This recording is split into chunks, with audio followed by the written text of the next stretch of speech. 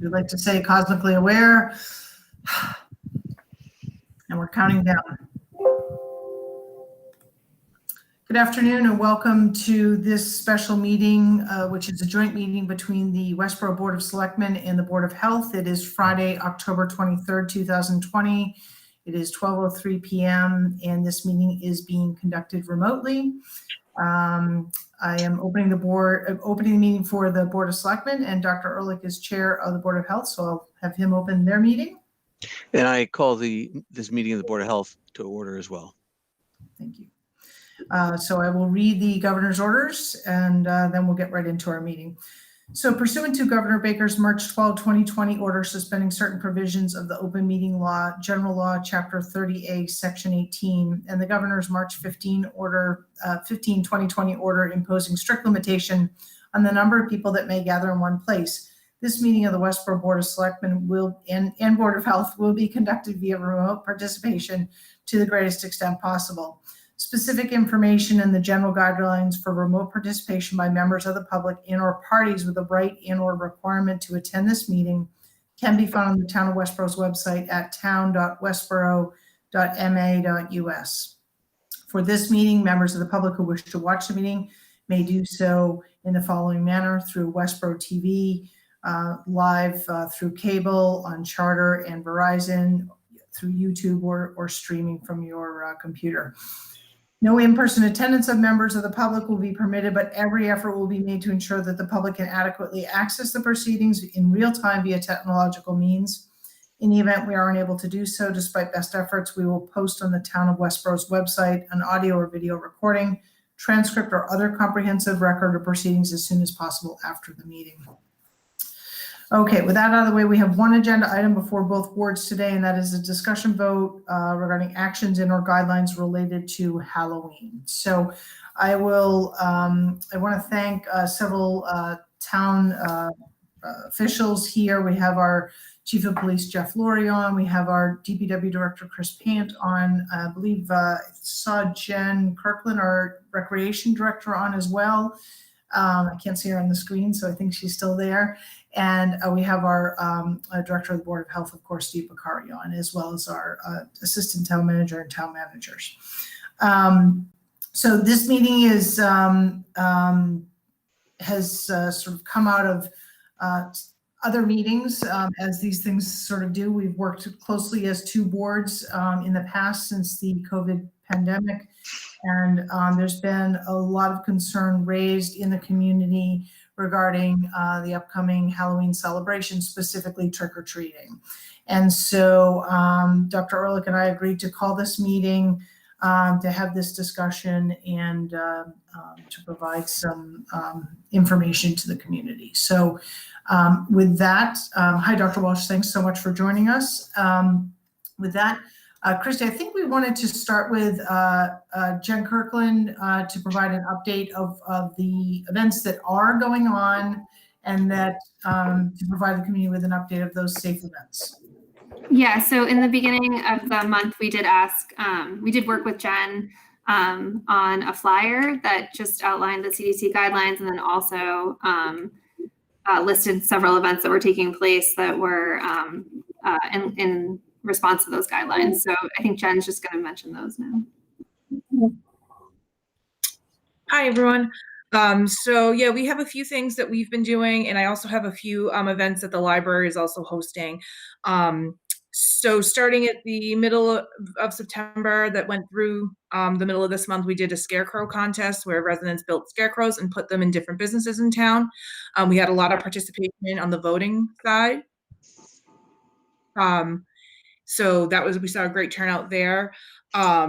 We hosted a virtual Halloween 5K that we had over 50 participants in, and that was just, they ran a 5K on their own. And then they could register for a t-shirt or a medal or, nothing at all and just participate in the fun of running. We also some social media contests. Every week we post a riddle and encourage people to email us, and if they get it right, they win a water bottle full of candy. We are doing a weekly Halloween raffle. We had over 200 people enter that, and it's growing. So that's been a lot of fun. We do a Facebook Live drawing. What else? We've been doing a weekly reading. So we read a scary story on Facebook Live. We're entertaining actually the idea of maybe a virtual Halloween party. Get on Zoom for a half hour, let kids dress up. We'll read some stories, maybe do some trivia with them. We're just kind of gauging interest if people would want to do that.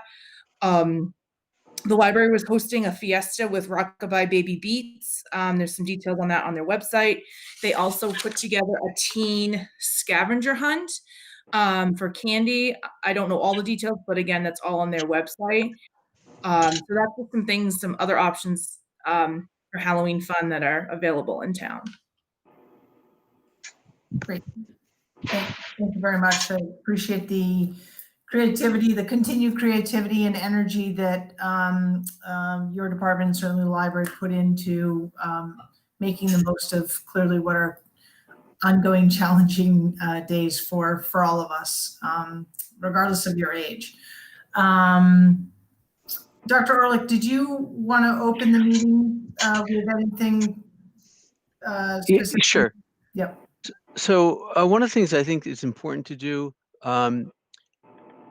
that is we've gotten a lot of feedback sent in either directly to the Board of Selectmen or to the Board of Health through Steve regarding Halloween and trick-or-treating. And I think it's important to at least briefly paraphrase this feedback, because given the way that we're not able to have meetings where people can speak up, I think it's important that people who have communicated with either board have their voice heard in this public way, so that people understand, first of all, they're not being ignored, that whatever side they fall onto, they've had a chance to express themselves, and the people who are responsible for making decisions have heard those points of view and consider them in their deliberations. And so I can read those, or Steve, or Shelby. I don't know if Nope, somebody go wants ahead. to just. Okay, so I'm just Yep. going to paraphrase at least some of the ones that have been sent from Steve to the Board of Health. Let me just run through these, and this is in no particular order, but this is from a resident, again, in the West Street area, which is where most of, I think, the concern has been. Again, saying enthusiastic in prior Halloween celebrations, but is concerned that this is not the right time to hold the event safely, especially in areas where there are the likelihood of large crowds, and that's particularly in the downtown area and in West Street in particular. Concerned that the danger of spreading COVID in a high-density event is too high, and that looking to see Halloween trick-or-treating canceled. Another one sent in information from the Boston Globe highlighting increase in coronavirus cases in Massachusetts, in case that is an important factor for us. Again, same person, again from the West Street area, concerned that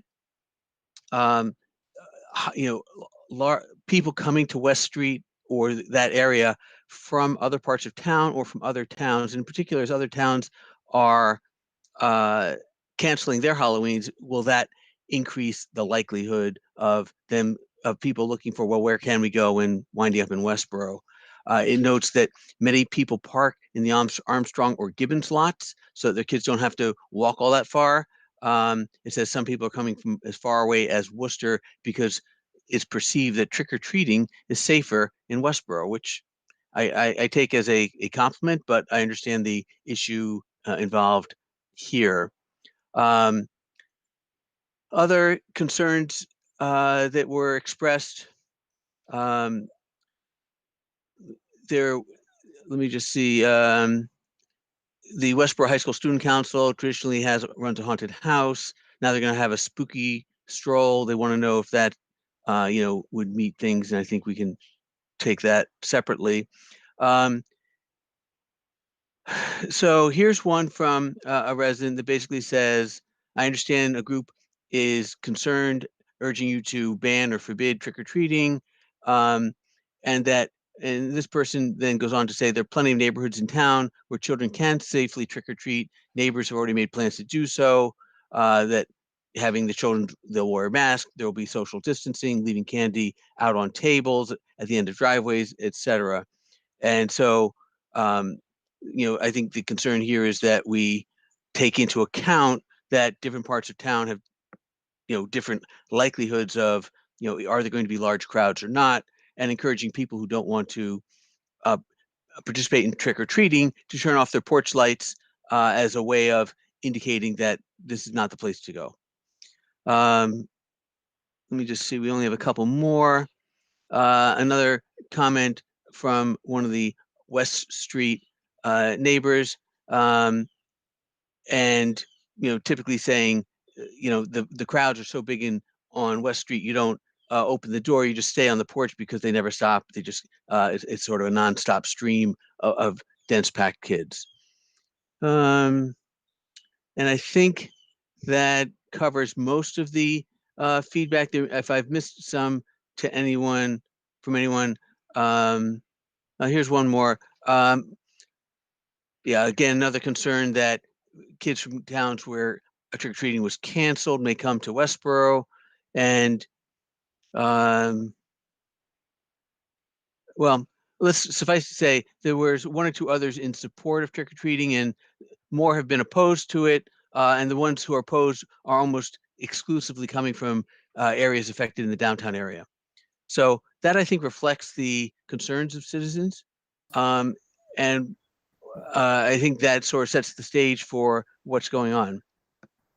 If I can just elaborate on one point that was brought up, which has to do with the, what's going on in Massachusetts as a whole right now. And Steve, I don't know if you can bring it up, the slides I sent you, or I can bring them up. But I just want to share this for everybody's perspective, and I'll just comment on them as soon as they're being displayed. Let's see. Because I have them up. If I can I just share my screen? You should be able to. Yes, you can. Under the present now. Okay, your entire screen. That looks good. Okay, share. Let's try this. Okay. And can people see my screen? Yes. Okay. So this is a graph coming from a site called World Odometer, which they get their numbers right from the DPH. They just present it in a more useful way. And the blue line is the 7-day moving average. And these are daily case counts in Massachusetts. And what you can see is that from, say, around September 12th or 20th, depending upon where you want to draw your line, there's been a gradual increase in case counts in Massachusetts. It is going up. And I think one person who sent me or sent us an article from the Globe would note that, the counts have reached the highest point since, probably late May. And you can see that at around 1,000 cases per day. And they've been pretty low through most of the summer relative to the peak in April. So this is case counts. If you look at deaths, obviously we had a huge spike early on when the pandemic was particularly tragic, particularly in nursing home settings. And you don't see much of an uptick in deaths. We sort of have a fairly steady level here. It is not surprising that mortality would lag case counts because there's usually 2 to 3 weeks in between those two graphs. Although if you go back, it's been about a month of rising cases, and we're still not really seeing an uptick here, which makes you wonder, is this because we're doing a lot more testing and we're uncovering more mild cases, or what's going on? But what I think you can get from these two graphs is that there's clearly an uptick in COVID-19 cases. And, that is, I think, a source of concern for, some of the people who have been expressing, the issue that maybe we should think twice about having Halloween as currently scheduled. Dr. Ehrlich, it's a yes. I want to stop sharing. Let me stop presenting. Dr. Ehrlich, may I? Okay, yeah. Go ahead. Something? Yes. So correct me if I'm wrong. I think there were like 986 cases that were confirmed this Thursday, which is like a 5-month high. And I think over 20% of the state itself is a high-risk zone at this point? Okay, so as I was showing, it's about 1,000. I was going to approximate around 1,000 cases on a daily basis, and it is the highest amount. When we were in the middle of the pandemic before, in terms of the peak here, we were getting 3,000 cases a day. So we're still a far cry from there. And again, we don't want to ever get back to that point. In terms of high risk, that's really a relative term, and risk. So how that gets defined, will vary within Massachusetts and elsewhere. So I think, but I do think the point that you're raising, Thad, is important, which is what is the risk? If you look at the Westborough numbers that Steve sent out yesterday, or I guess released this morning. I'm sorry, I got to look at it last night. We had 7 new cases of COVID-19 in Westborough in the last week. So the case counts in Westborough are relatively low. I think, if you don't have to go far, you go to a place like Marlborough and you're going to find much higher case counts. And so I do think concern about people from other towns coming to Westborough is a very legitimate thing that we should be taking into account to minimize risk. But the absolute risk in Westborough right now, amongst the citizens of Westborough, I think is pretty low. Dr. Ehrlich, can I follow up with another comment? Please. Yes? Yes. So, I think we would, and this is kind of mulling over some of the discussion that we had over, the difference between the downtown versus the periphery, right? I think that's become clear in our discussion, right? Because yes. A lot of people come downtown. And so my question is, as we think about this, in Salem, for instance, they have canceled Halloween activities. They are trying to limit the number of people that are going downtown. And I don't know if our police chief is on, and I don't know. So what I'm trying to figure out, is he on? Okay, sorry, yes. I'm at work. So I'm trying to figure out from him, is there a mechanism whereby we can do kind of what, I'm just asking the board, and the police chief to weigh in on this. Can we do what Salem is doing? Basically cordoning off the downtown, and then, if there are people in the surrounding neighborhoods, if they want to do what they want to, because they know their neighborhoods, they know their neighborhood kids, if they want to do things, that allows them to do it, and it protects the residents that are downtown. So to be specific, and then Jeff, I'm happy for you to weigh in, but in Salem, what they're doing is limiting parking. Now, because so many people will take the MBTA from Boston up to Salem, they've canceled the MBTA during those hours. I don't think that's an issue here so much. But the other thing they're doing in Salem, of course, is they're closing down restaurants and other businesses, because so many people come there for a variety of things to really have a good time in Salem, which they have promoted for years. I think the relevance in Westborough really focuses on parking. If we are worried about people from outlying neighborhoods or other towns coming, the question is, to what extent can we limit parking? Specifically, I think at the various schools, Armstrong, Gibbons, or the high school, to discourage out-of-town people or even people from outlying neighborhoods to come to the downtown area. And is that a realistic approach that would help? Cordon off like West Street? I don't know if the police chief can comment on that. So, I mean, this is America. I don't know how I keep people that don't live here out of town.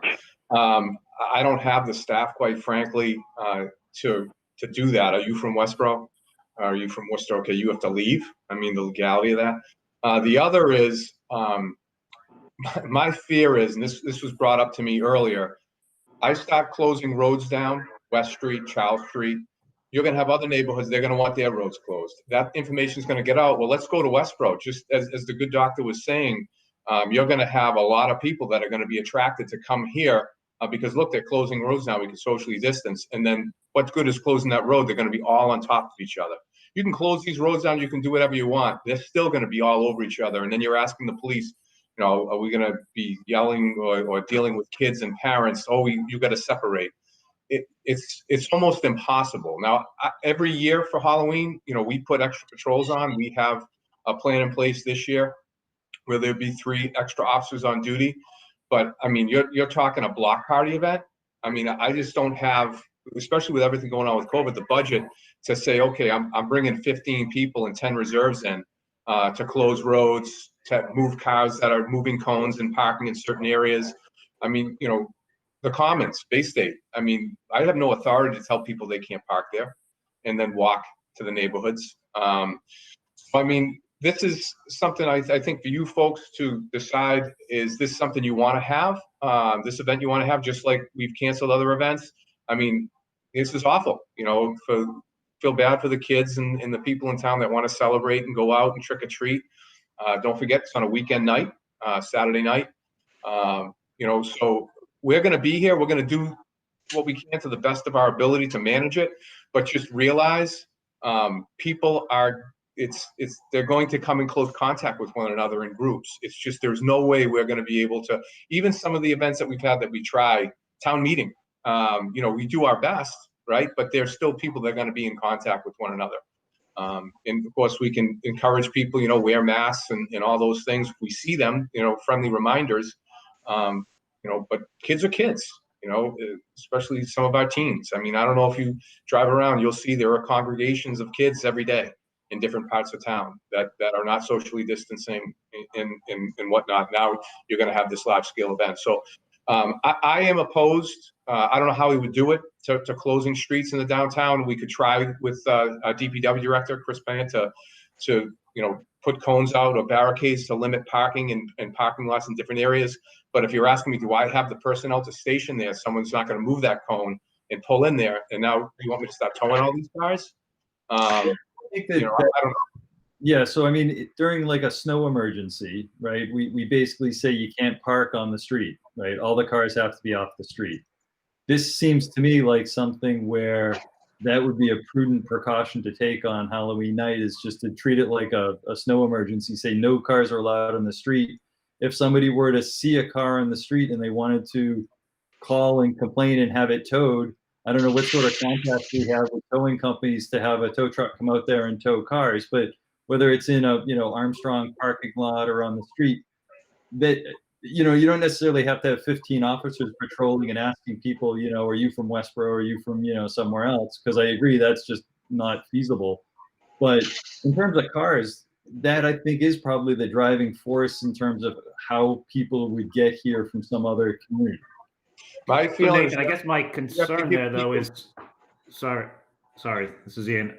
Sorry, you'd Jeff. have to give people notice. I mean, you can't just, I mean, we're going to have to put signs up all over town saying no parking in the downtown area. We, in my opinion, you can't just have a space and then tow the person's car, because we said, you know, hey, a week before Halloween, no parking downtown. We're going to have to get notice out, put out press releases, media releases. We're going to have to make signs up and start posting them now that, you know, Halloween night, this one particular night, there's no parking downtown from such and such a time to such and such a time.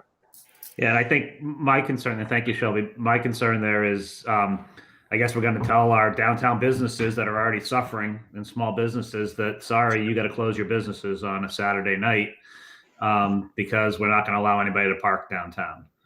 I think, you know, I think as the chief said, it'd be very difficult to do. I just, I don't want to deal with our business owners in town. They're taxpayers too, and they're hurting. And we're trying to encourage our small business and people to work with our small businesses. You know, and now shutting that down, I mean, I guess we should go and tell them that they need to close their restaurants that evening and their businesses that evening if we're going to do this, which I think would be extremely, extremely wrong. Yeah, so there's a difference, I think, between targeting a few streets and a few surrounding areas versus doing a town-wide ban on all parking on all over town. Obviously, businesses up near, let's say, Route 9, you know, maybe even the Bay State Commons, you know, that might, you know, this group here can decide, you know, what is going to prevent the you know, numbers of people coming. I mean, if we publicize that, hey, Westborough is shutting down parking on, you know, all of the areas where people typically trick or treat, that might in and of itself be enough to stop people from coming here. Even if, let's say, some of the restaurants in other parts of town, we do have parking available there. Now, how close do we draw that line? I mean, that's something that we can talk about. I think it should be an option. I mean, we're looking at this as a serious event in terms of number of people that come together in tight proximity in an era where we have a pandemic. And, you know, from a health and safety point of view, I don't think doing nothing is really an option. So I just want to mention that I'm sorry, Ian, did you have another response or no? I had another response, but you can go, Dr. Ehrlich, Okay, please. because it's in support of what you had said, which is originally, you know, I was thinking along the lines of what Nathan's saying, but I do realize, let's say we shut down the parking at the schools. And I agree with Chief Lowry, we cannot close streets, not realistically.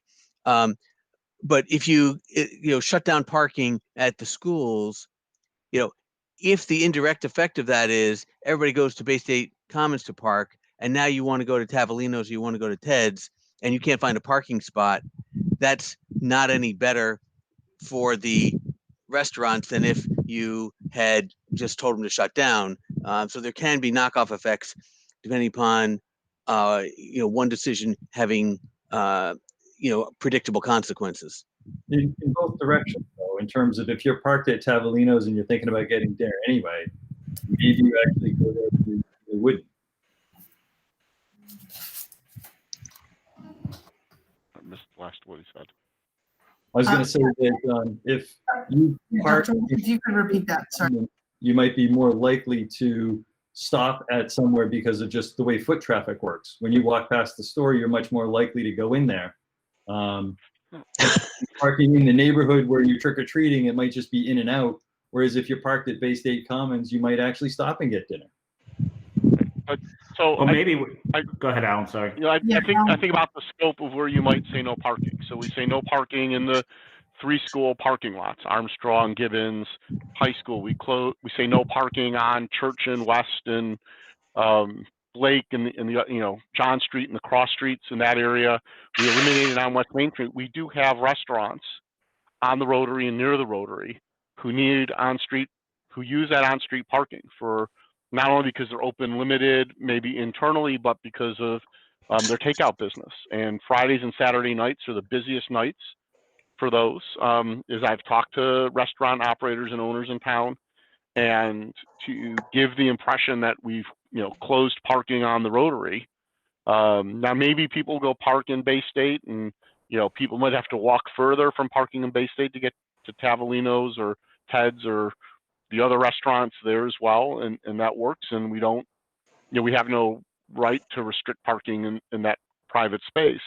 But I think we have to be really careful in how we approach this, that we don't adversely affect. We don't have that many retail stores in the downtown area that would be open at this time, on a Saturday evening after 5 or 6 o'clock.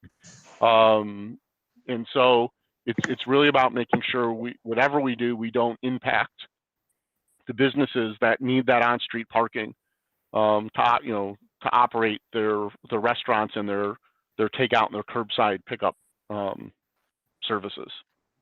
So can I just make a comment? I think it would be helpful for the discussion if we can kind of go back and forth between both boards, just so we're getting sort of balanced input here. Just Dr. Ehrlich, if you're good with that, just so we don't sort of tip the seesaw at all here.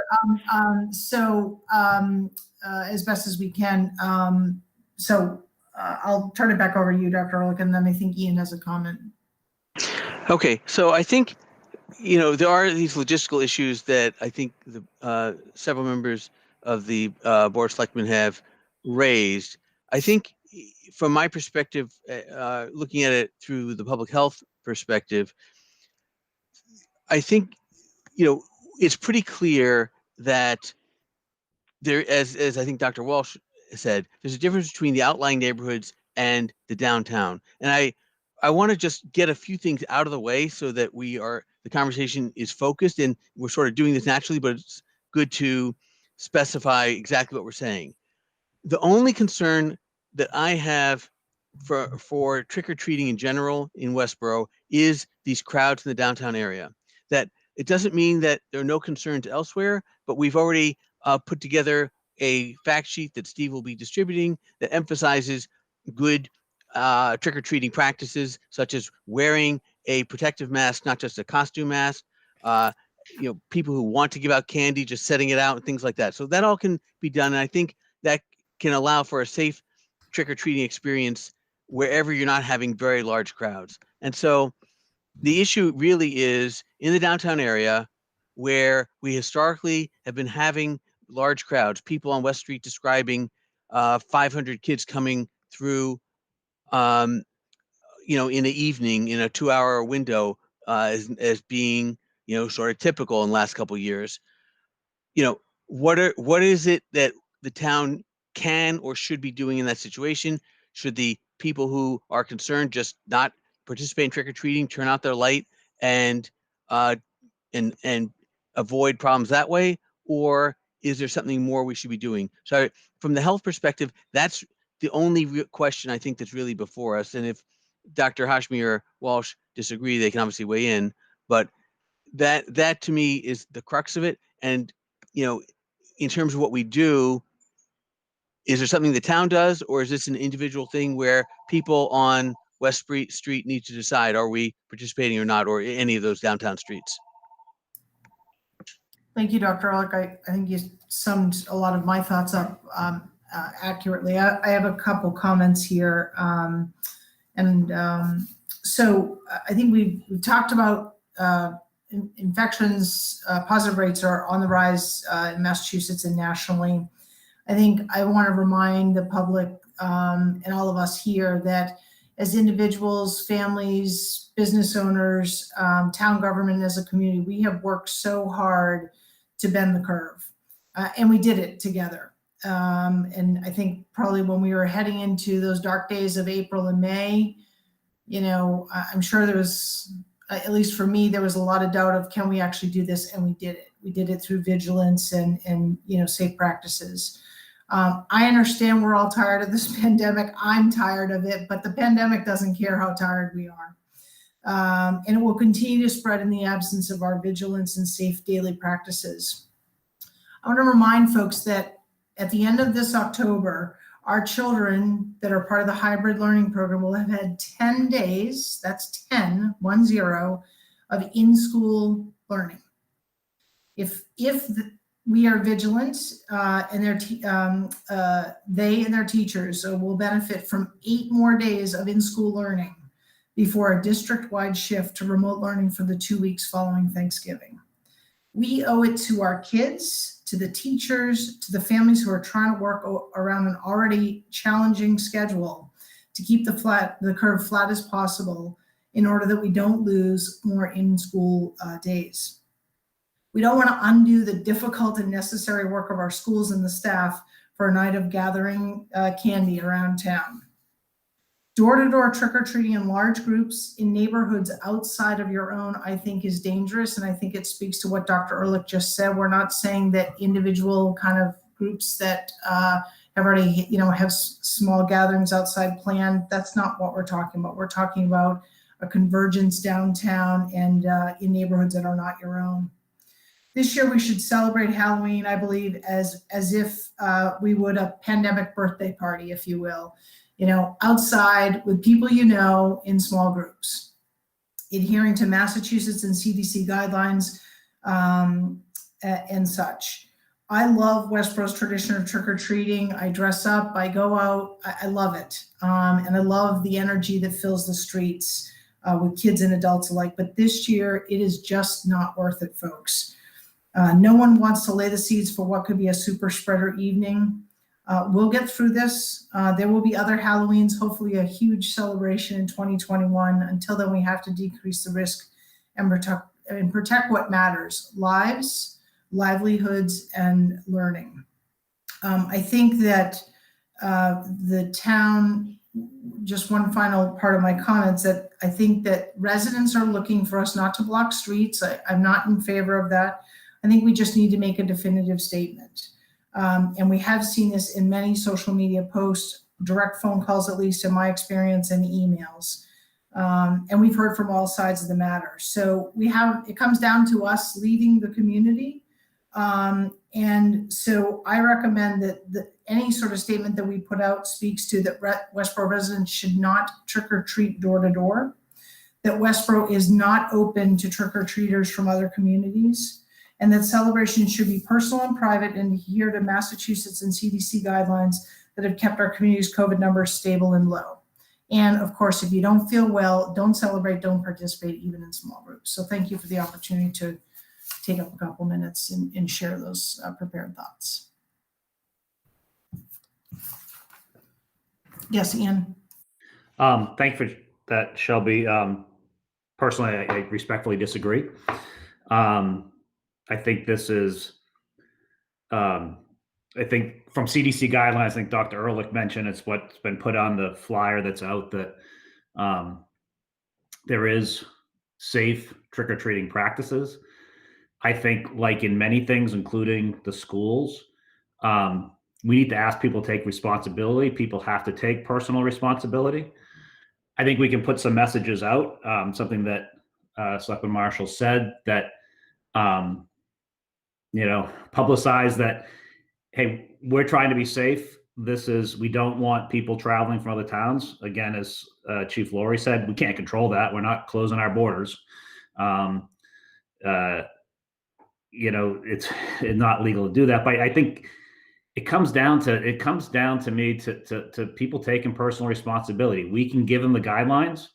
We can give them suggestions. I think the suggestions that are out there, the suggestions that we've seen on emails from residents about, we have time, people can buy candy, they can set it aside, they can put it in bags, they can put it at their end of their driveways, they can shut their lights off. I grew up as a kid in downtown. I grew up on Church Street, and I was taught by my parents, if the lights aren't on, you don't go to the door. That's just what it is. If people don't want to participate, and we can educate the community, if the lights aren't on, don't go. We educate the community. We've asked them to socially distance. If they don't, what are we gonna do? So I guess my thing is, in final closing, and I apologize, I was not prepared, so this top of my head, but I'm really concerned about what's happening emotionally, mentally, with folks in our community, especially our children. Selectman Marshall talked about the limits put on with schooling and that social interaction.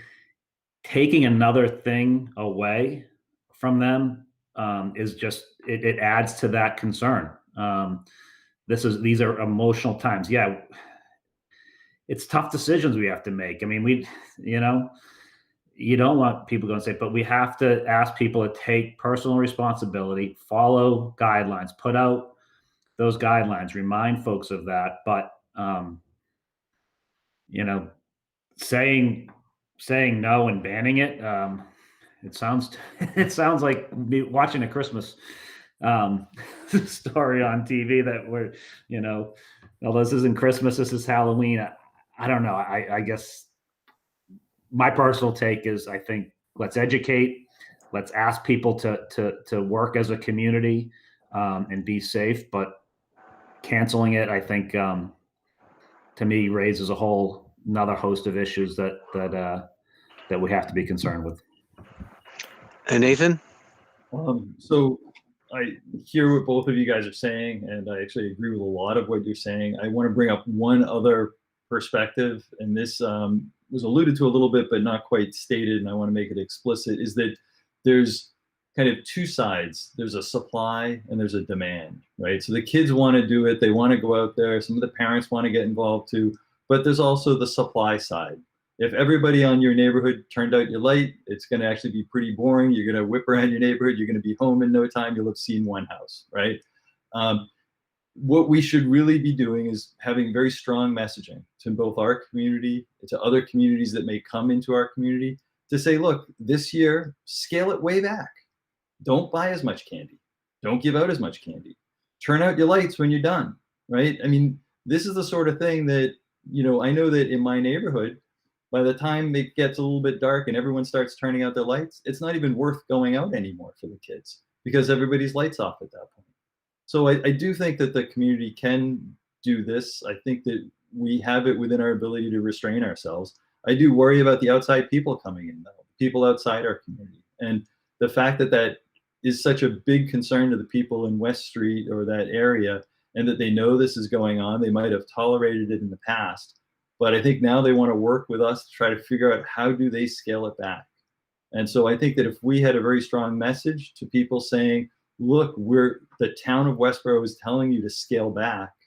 If you were on the fence about whether to, give out candy, don't give out candy. If you were normally giving out 500 bars of candy, don't give out 500. Buy a lot less, be prepared to give out less, and shut out your light when you're done. I think that's going to go a long way toward having all of these people deciding whether they're going to drive from, let's say, Worcester to Westborough. If they realize that our message is that there's not going to be much candy here, then I think that we can actually reduce the crowds quite a bit. So, Shelby, I don't know if you were going to chime in. I just want to say some of what you're saying, Nathan, does rely on our ability to actually communicate this in a way that's going to be heard by the people who would come. And we don't have any great assurance we can do that. I think we may have a better message for within town to keep people from going to the downtown area than we do from having people from other towns who our ability to communicate with may be quite limited. So Dr. Ehrlich? Yep. I'm sorry, how are we going to, so again, I want to focus on the downtown area, which is the area of concern. How are we people out of that area? I'm lost. Are we going to? So we are putting forth recommendations to the town. Okay, as a board of health, we discussed this at our last meeting. Right. Further ones will come out of this meeting. One of the one of the things that I disagree with Shelby, I agree with Ian, is that we are not saying you cannot go trick-or-treating. We are emphasizing the importance of trick-or-treating only within your own neighborhood. And so, we can get a message to the kids in Westborough not to go downtown. Whether they listen to us or not, we can do our best. But we have that ability to communicate that message. And a lot of people will pay attention to us. A lot of parents will pay attention to that message. And so if we focus on reducing the flow of children to the downtown area from the outer neighborhoods in Westborough, I think that may go a long way towards decreasing the magnitude of the problem. And then what about specifically the discussion around parking or limiting parking at like schools and other, at least the place we control is the schools. Can we do that or not?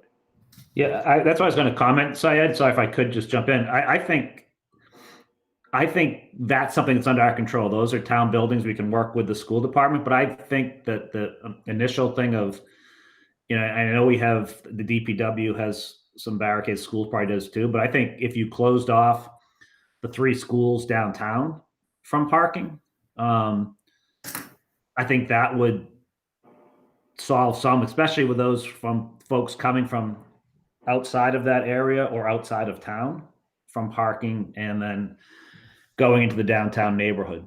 And correct me if I'm wrong, it's Christie's on the call. Is the parking that is outside the library, is that also our property? Like the parking between the library and Forbes, that's under our control, yes?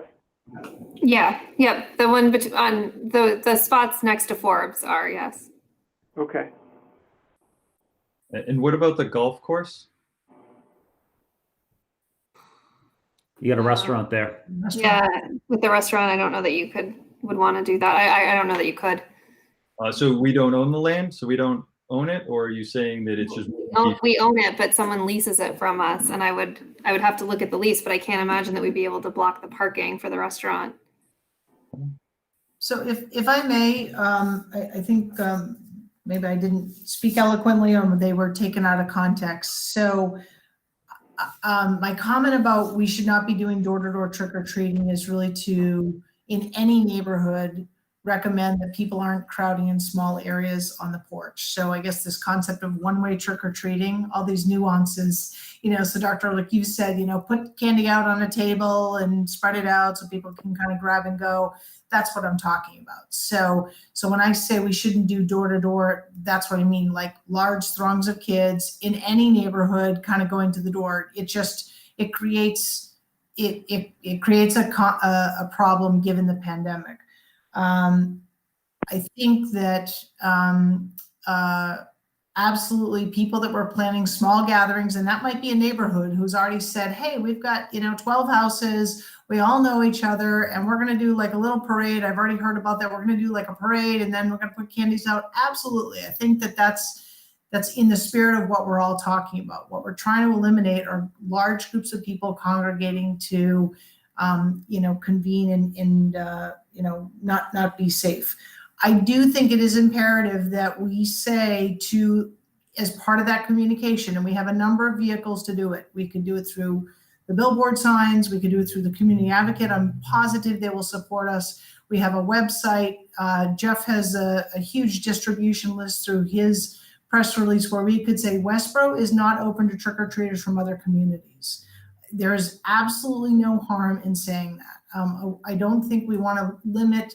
I mean, I totally agree with you, Ian. We don't want to get into limiting parking other than maybe at the schools, because we don't want to hurt downtown businesses or any business, quite frankly. Even if you want to go to Lowe's on Saturday night and do some hardware shopping, we don't want to say, I don't know, it's Route 9 is probably a bad example, but so I think we want to be practical here, but we also, and I wholly agree with personal responsibility, but we've got to tighten up or create some better lanes than we have so far for the guidance. That's just my view.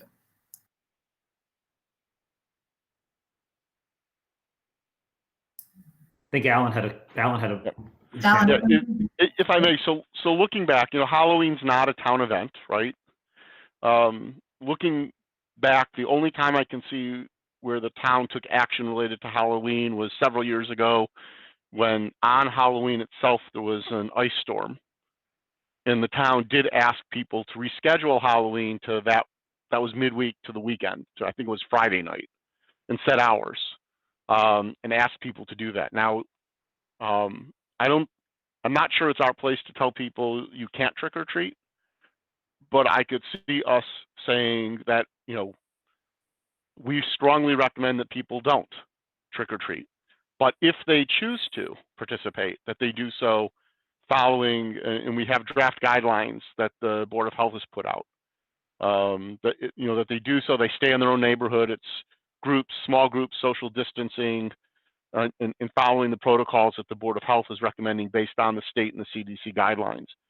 And so I don't think, you can't ban someone from walking to their neighbor's house and asking for candy, right? But I think that we could come out with a statement that says we discourage it, we recommend against it, we advise against it, but if you still want to participate, this is the safest way that we know how to do it. So, Alan, what I would say to that is, I mean, I agree with you, what you're saying in principle, which is let's lay out some guidance and understand that is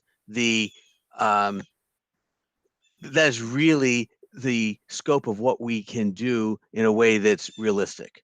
We've heard some other ideas, and what happens to the school parking lots, I think, is probably the biggest thing that we haven't really settled one way or the other. Personally, I don't want to give kids the message that you should not go trick-or-treating. I think that's too strong. I want to, and so in other words, the message you shouldn't go, but if you're going to do it this way, isn't a message I would endorse. I would say trick-or-treating is associated with some degree of risk, and the safest way to trick-or-treat is the following, and emphasize the importance of staying in your neighborhood. And I would actively discourage going to the downtown area. I think that's something that we can come out strongly in favor of.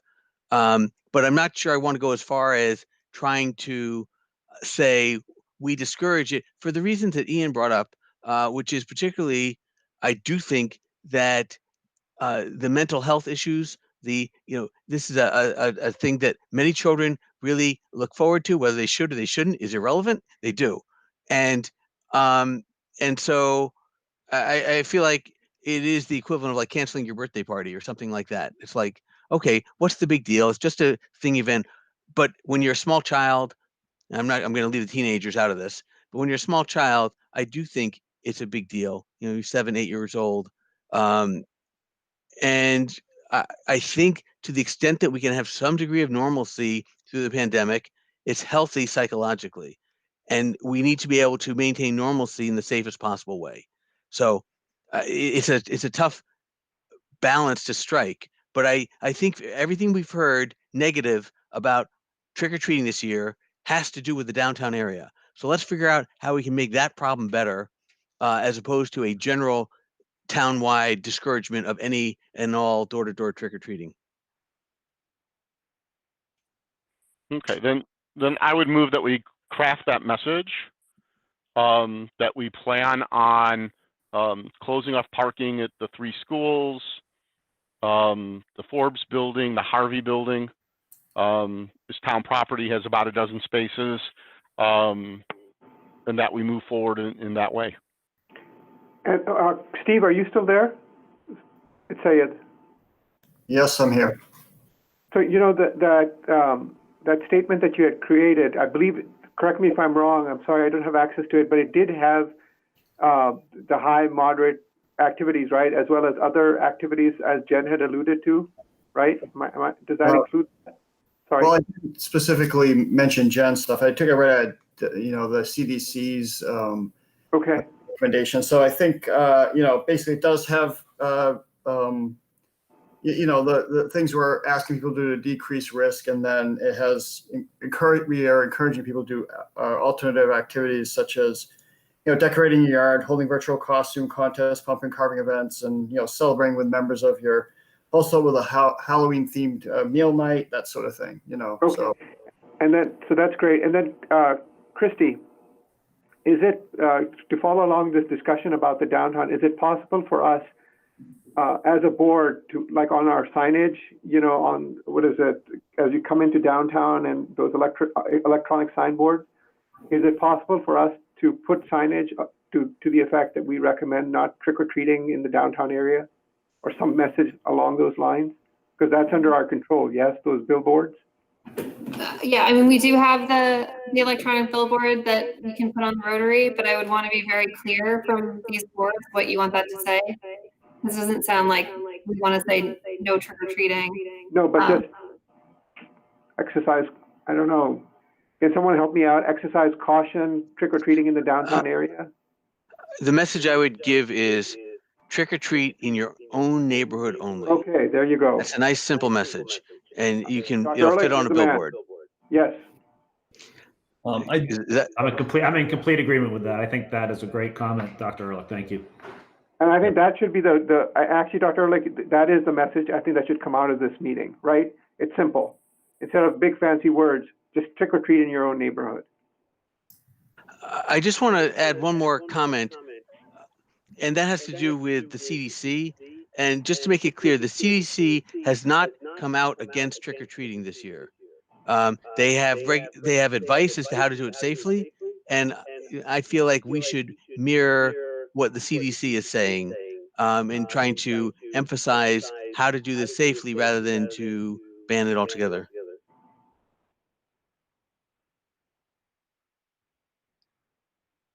Nathan. Yep. So I had, I agree exactly with that. I think that message is good. I do have one point of clarification, though. A lot of people in this meeting have said things that we can't. Excuse me, Dr. Walsh, I'm sorry to interrupt. Can everyone mute their phones? We're getting some feedback, and it's difficult to hear the speaker. Thank you. Going up. But with a lot of people have said that we can't do certain things, and I just want to make it clear that these are choices that we're making as boards. Obviously, if there was a gunman on the loose and we said shelter in place, get off the streets, we are allowed to do that. If there was a gas leak and we told people to evacuate certain areas, we could do that. What we're looking at is what is the risk of Halloween, and do we want to do any of those extreme actions? And I think what we're deciding is no, we don't want to. But that's different than saying that we can't do that. To say that we can't close a street or that we can't do, can't is not the right word. And I just want to make that really clear that these are all choices that we're making because of what we feel the risk is due to this, current situation. We feel that there is some risk, but we don't feel that the risk is so high that we want to do those other actions. And so I want to be very clear about, what these boards can and can't do. So it's still unclear to me, two things. One is, what is our position on downtown trick-or-treating? Because we're saying trick-or-treating is okay in your neighborhood, and there are lots of kids that live in the downtown neighborhood, again, not defined, very different than if you live in a cul-de-sac or a development, right? And then I'm disappointed that we're not addressing trick-or-treaters from other communities. So I'd like us to ponder that a little bit more. So I do think that we're not trying to say that if you are a child and you live in the downtown area, you can't go trick-or-treating. I don't think we're saying that. What we're trying to emphasize is in your own neighborhood. And I don't think the problem on West Street is from kids who live downtown. Okay, that isn't the impression I've gotten in the various emails. Right, I agree. Okay. As to people from other towns, I think that there's a limit to what we can do. And what I'm hearing coming out of this meeting is several specific lines of action. One is to decrease parking at the schools. So if somebody comes and parking's difficult, at some point, the parent may say, look, this isn't worth it. Let's get out of here. Okay, so that's one option. The second is being proactive, using things like community advocate or Westborough patch to get that emphasis out there that there isn't going to be parking available easily in the downtown area. And therefore people, we are actively discouraging anyone from other towns or even from within Westborough. I mean, so that people don't feel like, oh, this is Westborough just saying we're too good for other people. Okay. It's not that at all. What it is we only want people to be trick-or-treating in their own neighborhoods. So people from other neighborhoods in Westborough are being discouraged and people from other towns are being discouraged in any way that we're capable of. Yep, Ian. Absolutely agree with that, Dr. Ehrlich. One thing that in the notes that I think that's Dr. Hashmi sent out, looking at other towns, a lot of towns, and I don't believe we've ever done this in Westborough, but a lot of towns for this year are putting hours around trick-or-treating. That, I guess I'll toss that out there. Is that something that we want to consider of saying, 5 to 7 or 5 to 8, or, I mean, I know it's hard to control what happens if someone comes, but again, it goes back to this shutting your lights off or whatever. But again, I guess I see two sides to it. If you put time constraints on it, it might force more people in a confined window. But on the flip side, if you put certain hours and, 5 to 7 is mostly going to be, daylight to dusk or whatever. I mean, maybe that would influence those from out of town from potentially coming in. So just a thought, and really because I actually don't know whether I like it or not, but I'd love to hear other comments. But I just brought it up because I saw a lot of other communities are putting kind of constraining the hours around trick-or-treating. Nathan, look like you want to say something? Yeah, so I think, Ian, you exactly said what I was going to say about the restriction with time. It does actually condense the same number of people in a tighter frame of space and time, and therefore actually will lead to more crowding.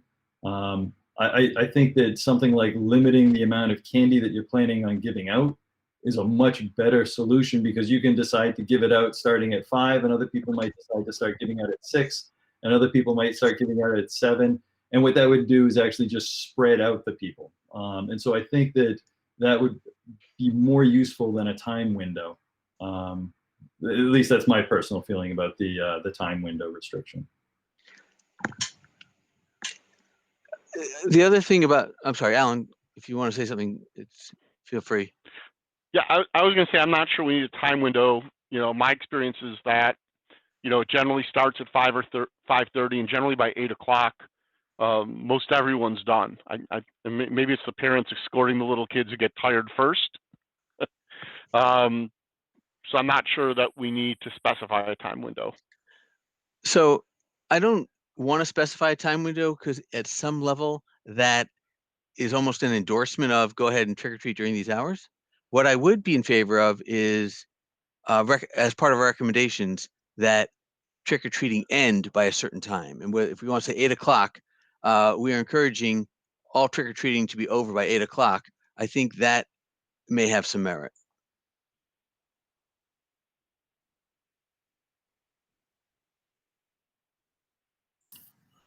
Yeah, I mean, I'm supportive of that. I think an end time is better than a defined time if we are so inclined to put that up. I mean, if someone was so inclined to want to trick or treat at, let's say, 8 o'clock because they thought the crowds were going to be thinner, especially, let's say, in the West Street area, would it be better to allow them to go at 8 o'clock? Or is it better to put a time limit on there and say by 8 o'clock you have to be done? I guess I don't know particularly when the most crowded times are, but anything you can do to shift people to other times might be better, wouldn't it? I think we got to think about enforcement too. I certainly don't want Jeff's team out there, arresting Superman and the Avengers and, a princess. So, and I know that they wouldn't. I'm saying that, of course, with a little bit of laughter. So, I mean, I think that a recommendation of, a recommendation may be helpful, but again, you get into people having private events, however those might be defined. And, so I think personally, I don't think a time frame helps us. Initially, I thought, yep, absolutely a time frame helps give it some control. I think to Alan Edinburgh's point that people usually, when they're doing it, they kind of self-manage themselves. They go out for as much as their kids' little legs can carry in particular, and then people shut their lights off. If you're doing that by managing the candy, then you're sort of getting the benefit of both. Yeah, so I guess I'm not suggesting we take a motion along the lines of an end time, but as we put together a list of recommendations, I would just include that as part of guidance for what we think is a reasonable approach. And again, I don't want people, I think it may discourage particularly some of the older kids from coming from other towns because they're more likely to be going out later and they often can drive themselves if they're even that age. So in any event, we've been at this for an hour. I don't hear any great consensus for putting together any of, time specific rules that would apply. What I do hear is that we should get out some education about where these two boards stand on trick or treating, and the primary thing being in your own neighborhood, and to the extent that you're participating in trick or treating, either as a walker or someone giving out candy, that you adhere to guidance to make it as safe as possible. So those are the two messages. Dr. Harshby, do you have something to add to that? And sorry, and to stay in your own neighborhoods, right, Dr. Ehrlich? That's the primary message. Stay in your own neighborhood. Stay in your own neighborhoods, but again, the idea of setting candy out or individual bags or things like that, so you don't have crowds congregating at the doorway itself. Okay, this is what we'll, Steve's been working on this. We'll get this out. We need to publicize this to the best of our abilities. And the only issue that I think is really up to the Board of Selectmen, it has to do with the parking lots of the three schools.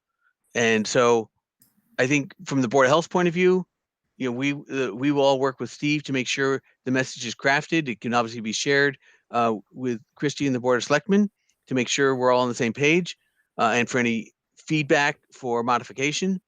But, ideally we'd get this out and use media or billboards to help publicize the main points.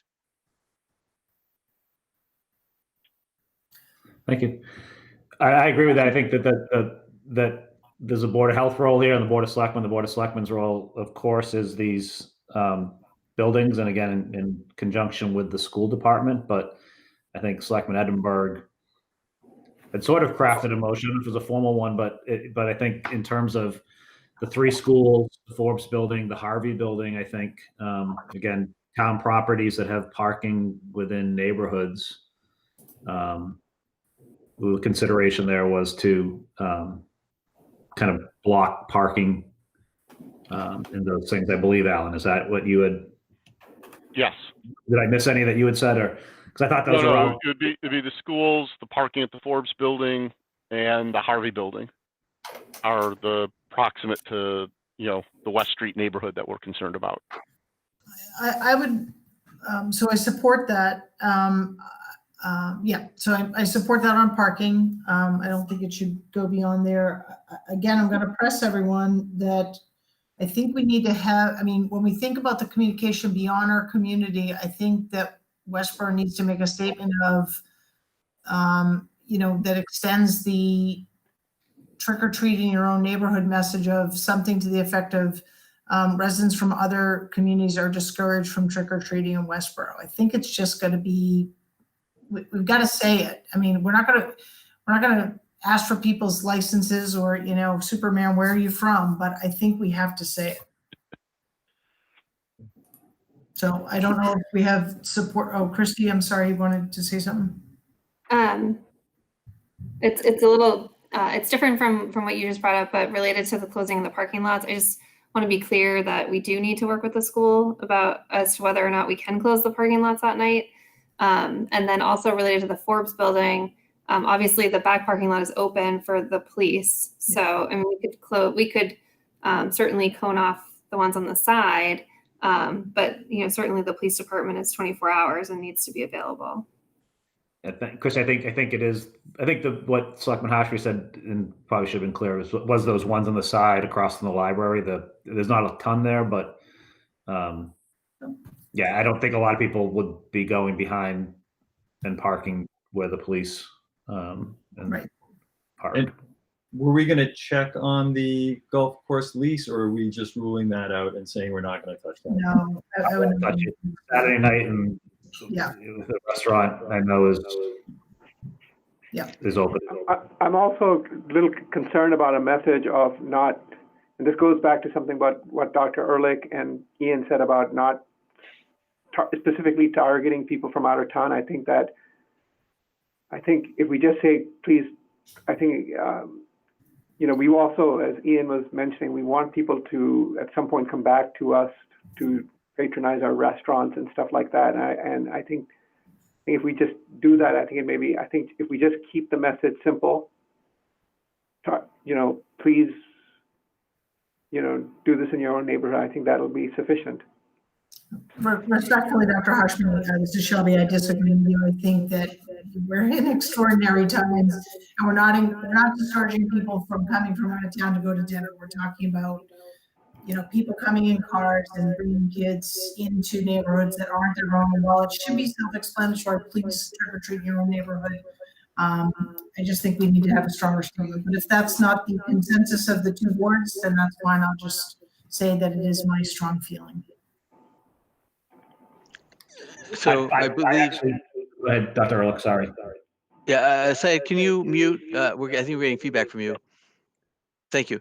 I agree with that. Again, I'm happy to work with Steve. We will craft language that is not meant to offend anyone. It will, it can put people from other towns and people from other neighborhoods within town on an equal footing that this is the case. But I think we need to publicize that we're discouraging this. We need to publicize if you do vote to close those parking areas, that needs to be publicized, because I see Chief Lowry wants to respond to that. But if that's what's done, the message has to get out. If you don't want people to come here, either from Olin Farms or up where I live downtown, or from another town, Northborough, Shrewsbury, or whatever. Yeah, I think, a statement about school parking lot. Again, Chrissy will need to coordinate that with the schools, but, a statement about, public parking lots are closed, something to that effect. that sends the message. Well, except we couldn't do that for like South Street, right? Because people actually park there that live in that area, right? And that's also true for the town hall parking lot. The people were here. Correct. Yeah, I think Jeff? that's why we didn't mention the South Street lot or the town hall lot specifically. Yep. But So, I do want to hear what Chief Laurie has to say. please. I mean, just a couple in my experience. You're going to have friends. You're going to have some people that are going to obviously come down to downtown. It's a desirable area to trick or treat. The only suggestion that I would have is don't forget to include Fire Chief Purcell in this. We have code red capabilities. We're able to get a message out. It doesn't go outside of town, but in town to try to spread the word. I think that's probably your best bet would be code red via email, text, and phone. And like I said, we'll put a few extra people on. Normally I do 2, I'll do 3 this year, but I would just suggest if the schools do agree that those parking lots can be closed, that maybe we can work with DPW because if there is an emergency, if something happens, people are going to have to move those. And some people, if we're not there, if a town worker or DPW worker or someone's not there, people will move them in park. So anyway, those are just my suggestions moving forward, as Halloween approaches us next weekend. Thank you. Thank you, Chief.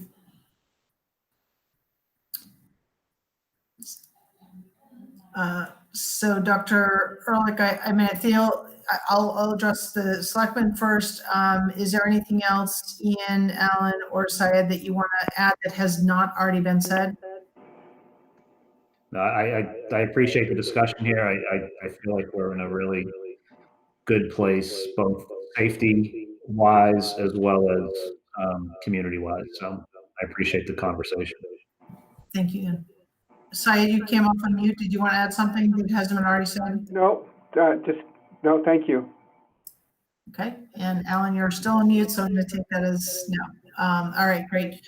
I guess I would say that in the interest of open meeting law, I think we just have to. Go back on mute because I'm. Yes, can you mute again, please? Thank you. Thanks. If a document's going to be drafted, Steve, I know, Steve McCarty, you've already been working on this. I think for simplicity's sake, because we don't want to have to meet again, we want to get this out and get this communicated. Would the Board of Selectmen feel comfortable in designating me to work with, on behalf of the board, to work with the Board of Health just to finalize those comments to represent our discussion here? Well, I would suggest you and Christy, and I think. Sorry. Steve and Christy, you and Alan as chairs, I would be fine. Okay, with that. fine. Sorry, Alan, I didn't mean to exclude you. Just because we don't have time to bring everyone back together and we got to get this done. So I'm happy to help. Okay. I'm happy not to help.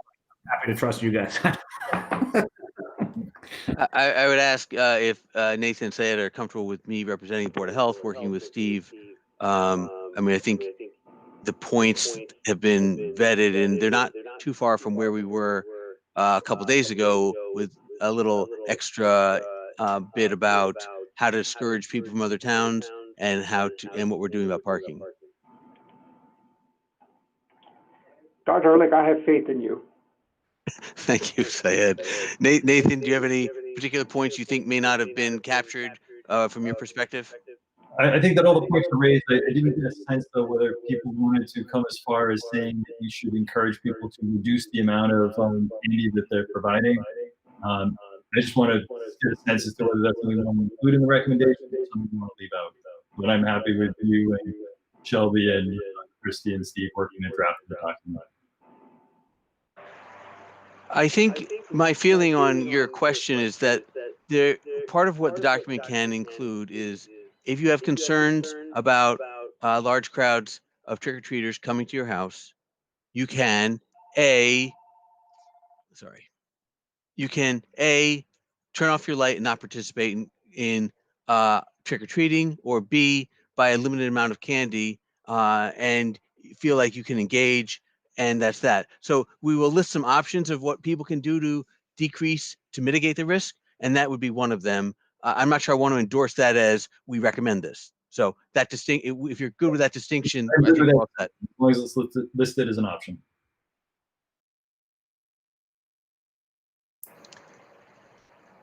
Okay, so I don't think my board needs to take any votes.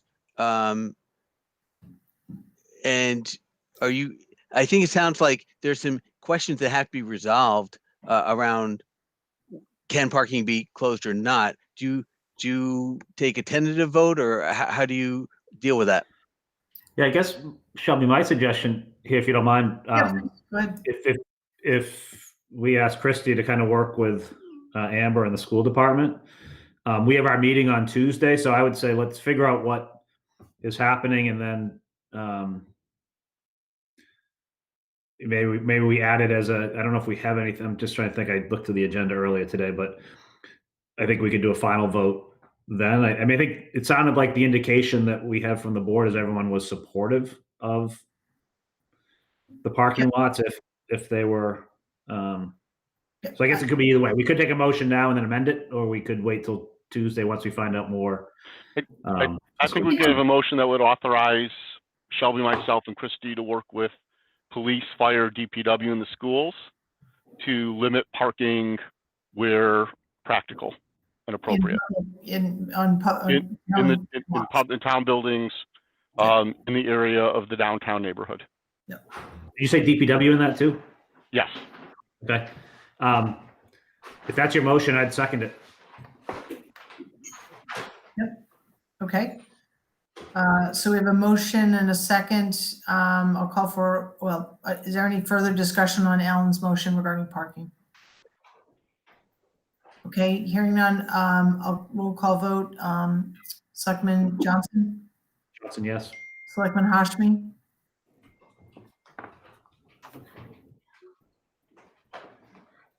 So I think you're on mute still. You might need to star 6, Syed. Yes. Thank you. Selectman Edinburgh? Edinburgh, yes. And Selectman Marshall, yes.